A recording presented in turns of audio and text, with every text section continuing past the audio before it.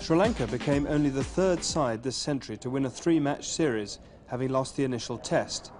Sri Lankan Arjuna Ranatunga joined South Africa's Hansi Cronje and Pakistan's Salim Malik as a captain able to inspire a team to turn a series on its head. Although the Sri Lankans can take much credit for this achievement, they only started to assert any real dominance once Pakistan had lost their lethal new ball combination of Wasim Akram and Waqar Younis to injury. The series opened in Peshawar at the new Arbab Niaz Stadium, where it was business as usual for Pakistan, who had yet to lose a series to Sri Lanka. Indeed, they had not lost a test series at home since losing 1-0 to the West Indies in 1980-81. Ramiz Raja, who had played his last test in May 1993, joined a long list of players to be appointed captain of Pakistan since Imran retired in 1992. That list includes Miandad, Akram, Younis and Malik. He began well by winning the toss and electing to bat. Although left-armer Vas took 5 for 99, including 4 of the top 5, there was precious little threat in the Sri Lankan attack, as Ramiz saw his side amass 459 before declaring.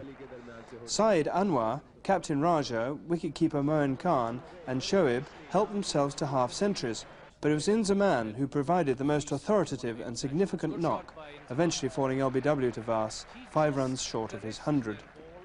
In reply, once inroads had been made into the Sri Lankan batting, they never looked like avoiding the follow-on target. Akram swept through the lower order with customary pace and accuracy to finish with 5 for 55. As usual, he was at his most devastating with the old ball, claiming 4 wickets in 21 balls after lunch on the second day. Only Tilakaratne showed signs of what was to come, finishing unbeaten on 44. Following on, Sri Lanka began to show signs of resistance, with useful contributions from Ranatunga, 76, and Hathrasinghe, 53. At 214 for 5, it looked as though they would at least make Pakistan bat again. But once more, the Pakistani bowling proved far too strong for the lower order, who collapsed to 233 all out. This time, the damage was done by the gentle left-arm spin of Amir Sohail, who claimed 4 wickets. Among his victims was Sri Lankan wicketkeeper Duni Singh, who completed a pair, whilst the last 5 in the Sri Lankan batting lineup contributed only 23 runs between them in the entire match. Ramiz Raja became the first Pakistan captain to record an innings win on his test debut as captain. The match itself was marred by crowd violence, perhaps symbolic of the troubled state of Pakistan cricket and a sign of what was to come. From this crushing defeat, it was hard to envisage the dramatic turnabout that was to follow, despite the return of Sri Lankan batsman Aravinda de Silva, who had enjoyed such a profitable season with the English county side Kent. A more significant factor was the loss of Younis to injury and the doubtful fitness of his new ball partner Wasim Akram when the second test began 4 days later in Faisalabad.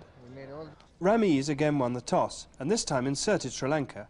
Akram immediately trapped Mahanamar LBW for naught, and off-spinner Saklain claimed the wickets of both De Silva and Ranatunga for ducks.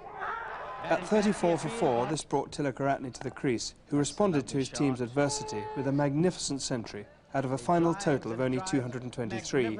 This was his 3rd century in Test cricket and undoubtedly his most important Test innings for his country. It helped keep Sri Lanka in the Test and in the series. In reply, all the Pakistan top order made contributions, with Anwar, Raja and Inzaman passing 50. Crucially, none of these went on, as the persistent bowling of off-spinner Muralitharan prevented Pakistan gaining too big a first innings lead. He took 5 wickets in all, as Pakistan were bowled out for 333, a lead of 110. The Sri Lankan second innings began badly, with Mahanamar falling LBW to Akram, albeit not Wasim, for the second time in the match.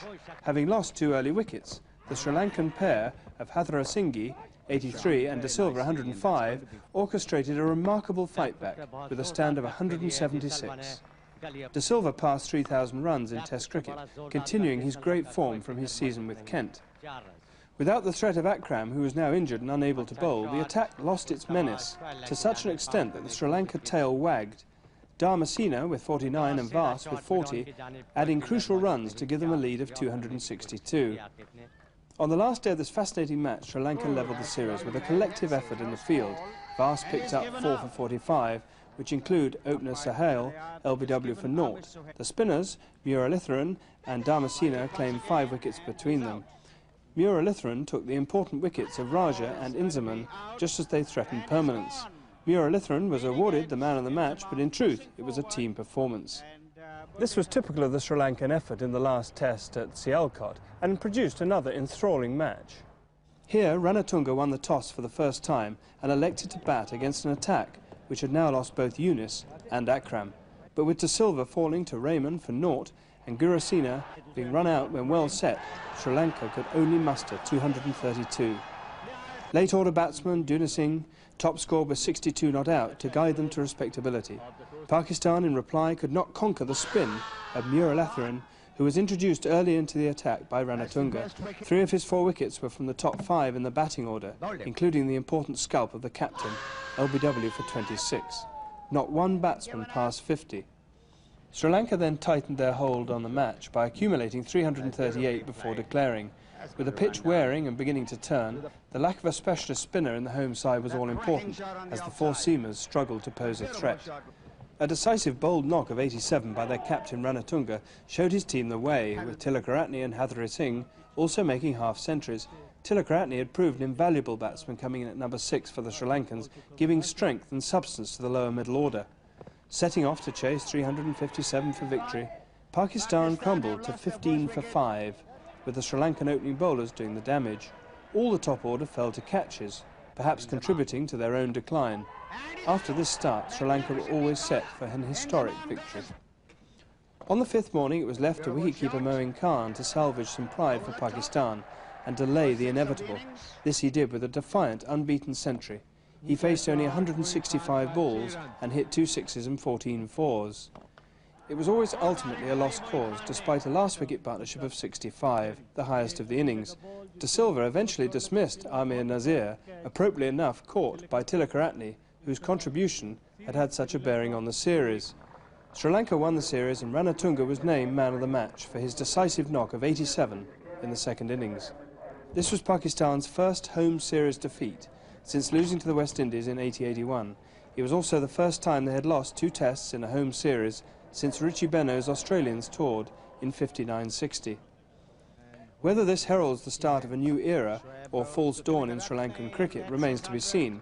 Whilst with the likes of De Silva, Ranatunga and Tilakaratne they have players of undoubted test ability, it is also unlikely that there is a more troubled side in world cricket than their adversaries in this series, Pakistan. The Sri Lankan team spirit was in stark contrast with the disunity of the Pakistan team, which has been characteristic of their test squad in recent years.